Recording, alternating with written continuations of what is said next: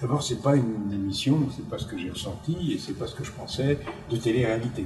C'est une émission d'immersion où un politique, et j'en suis devenu un, va au plus près voir ce qui se passe. Alors, c'est vrai, voir les réalités, et c'est bien, et là je vais répondre à votre première question, c'est bien un des problèmes aujourd'hui.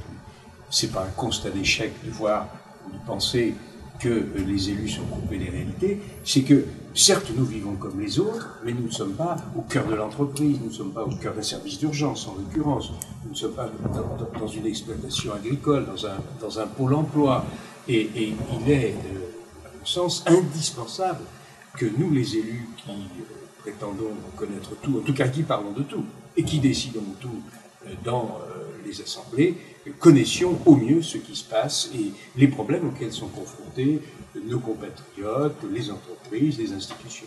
Cette émission, vous ne regrettez pas de l'avoir fait? Alors j'avais hésité et j'avais bien réfléchi avant d'y aller, et non, je ne regrette pas de l'avoir fait. J'ai pu constater ce qui avait changé, ce qui avait été un véritable bouleversement par rapport à la période où j'étais dans ce service, où je faisais ce travail que j'ai vu, et je comprends la crise qu'il y a dans les services d'urgence, la crise qu'il y a à l'hôpital, qu'il y a dans le système de santé français. Je le comprends encore mieux aujourd'hui. J'ai touché du doigt réellement, j'ai parlé avec les malades, j'ai parlé avec les soignants, j'ai parlé avec les familles. Cela, je crois, était indispensable, en tout cas utile, pour notamment le grand débat sur le texte sur la santé qui va arriver dans les semaines qui viennent à l'Assemblée nationale.